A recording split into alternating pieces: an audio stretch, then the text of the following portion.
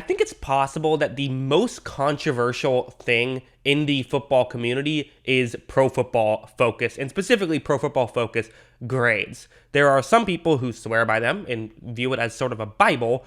Other people who will sit here and say it's absolutely worthless and it's a bunch of idiots who don't know what they're talking about but think that they're smart. So let's solve the question. Let's talk about how I, as someone who am a neutral party, don't work for Pro Football Focus, what I believe they are and what the value I think there is there. And also, I have my own issues with Pro Football Focus. We'll talk about that as well. But first, we have to talk about simply what is a Pro Football Focus grade in the first place? How do they come to that conclusion? So this chart is what they have provided for how they view grading a quarterback in particular. Let's talk about quarterbacks. So a couple of examples they use. A -2 play would be the 2009 NFC Championship game, tie game, field goal range. Favre throws across, it says this body for an INT. I believe it's supposed to mean his body for an INT. So maybe could have spell checked the chart, but regardless, that is the example to use for bad play, one he shouldn't have made. -1.5, off a throw that should be or is intercepted. You then have also, goes all the way up in 0.5 increments. Plus 0.5 is a well-thrown short pass. A +2 is Eli Manning's incredible throw to Mario Manningham on the game-winning drive. So those are the numbers. There's 7 total different options, and the graders will somewhat arbitrarily decide where they think each play should fall under. So, there are specific guidelines of saying, hey, this is what counts as this particular grade, but that's essentially what it is it's essentially a educated guess on all of these, which of course there are obvious issues with this form of grading system. While it's, you can see the inherent advantages, it can, help just let you keep track of certain things. There's obvious disadvantages as well. One of those that constantly gets talked about, you'll see it if you look at any of PFF's content or listen to the concerns and criticisms about PFF's content, which is you don't know the play call. How do you know if it's a good play or not? Because you don't know the play call. You're not in the huddle, and there are going to be plays where you basically, are going to have to potentially take a guess. And this is not just what some people view. This is actually Bill Belichick himself, how he views it. He said the following: you see a play on film and a receiver goes uncovered down the field, so you know it's probably one of two guys' mistakes, so you don't know which guy it is. Belichick said on a interview with WEEI.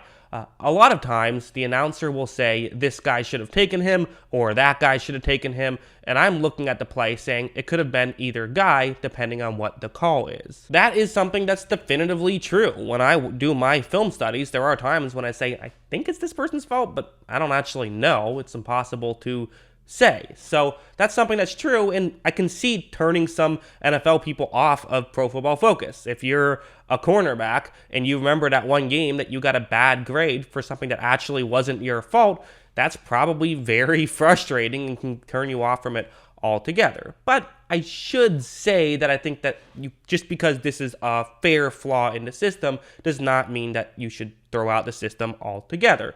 For one thing, while it is true that you can't always tell if whose fault it was, you can do a pretty good job of telling whose fault certain plays are. And they do have like former NFL figures who work for them, so it's not like they're just taking guesses. When you watch film, more often than not, you do know what every player is trying to do, and in fact, that's what the NFL, what Pro Football Focus grades is what they're trying to do. Pro Football Focus simply grades what the player that they're grading is attempting to do, regardless of what the actual play is, because something like that can happen. So, for example, if they go in with a specific gap, they're not grading if they picked the right gap necessarily. They're grading if they correctly filled that gap, something like that.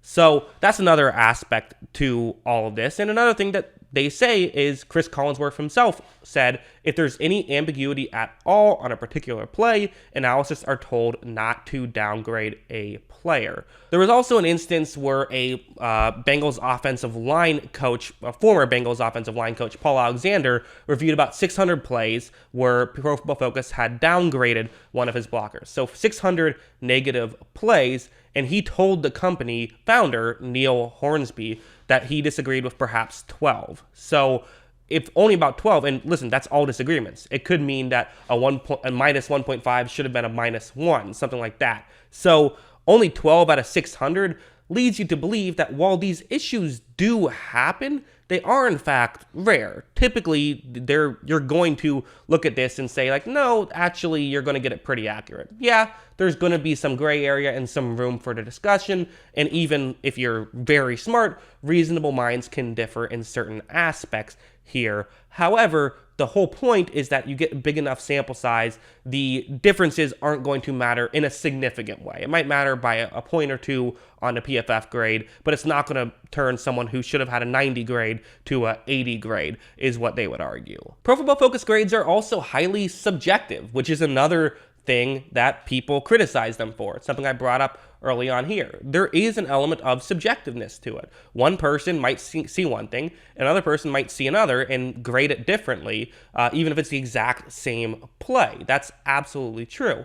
However, I think that I think that can work both ways. And there's actually a really interesting Reddit comment I saw from 7 years ago that kind of exactly illustrates my point. PFF grades have some value, but honestly aren't that great of a way to measure the worth of a player. Example, Brian Stork received a negative grade from PFF, yet anybody who watched the Patriots last season would tell you he was a huge part of the mid to late season success on our offensive line.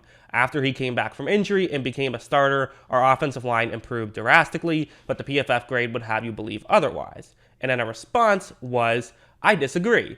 This is one case where I agree with PFF. He is overhyped. People just look at the improvement of the offense in week 5 and attribute it to him, while in reality, there are a large number of reasons. I think that's a really interesting back and forth. For one thing, it's worth noting Stork ended up never playing a snap in the NFL again after that comment, although it might have been due to injury, so there it is. But that's still, I think, a very fascinating point. Yes, there is an element of subjectiveness to this, but it's also probably worth mentioning, Pro Football Focus is the most reliable year in and year out stat. There is no stat that is more year in and year out reliable than a PFF grade. That's just true. Not passer rating, not sacks. The most reliable stat is a PFF grade in every position. Even like a cornerback, yes, it's still going to be more reliable for you to use a PFF grade, even though that's has a little bit more variance. It still has less variance than any other statistic. At the end of the day, there's only 3 ways to evaluate a player. You look at their box score stats,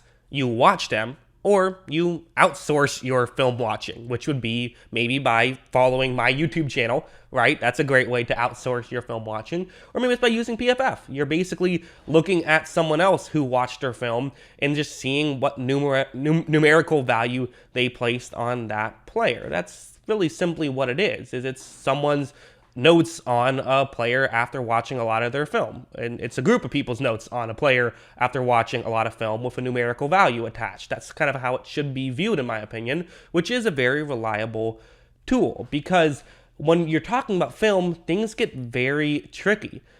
Here's a good kind of analogy, or a good, metaphor, simile, one of those that works here, where it's the classic, it's usually used for like an atheism thing, but it works here, I think, where if one person says, you shouldn't eat meat, for example, because my God says that you shouldn't eat meat. Another person says, well, actually, you should only eat meat because my God says you should only eat meat. There's no way you can continue to go from that conversation, because there's no way you can prove that your God exists. And so simply, that's the end of the conversation. You have to have something else there to continue a conversation. If one person says, Minkah Fitzpatrick sucked because of what I saw on film, and another person said Minkah Fitzpatrick was awesome because of what I saw on film, that's the end of the conversation, unless you use stats or you use something like a PFF grade, which is not stats. It is kind of its own thing. It's someone's notes off of what they saw on film, but that's still something that you can then use. It's better than just saying it's what I saw on film. Another issue with the PFF grading is really not even to do with the grading itself. It's their Twitter account. Their Twitter account is annoying. The Twitter account is something that I don't like seeing on my Twitter personally, and I think that it gives PFF a bad rap, quite frankly. There's the "who's stopping this offense" meme that I'm sure you've watched or seen if you're on Twitter constantly. There was infamous time when they posted a clip of Micah Parsons after his Week 1 performance against Tampa Bay, where there was a play which to an untrained eye might look like he was struggling, and so they posted it and tweeted he looks lost out there, but if you actually know what he was actually doing his job correctly on that play. So that obviously doesn't, kind of will add to the idea that PFF graders don't know what they're talking about, but obviously that was not a grader, that was just their social media intern or whatever, but it still makes them look worse.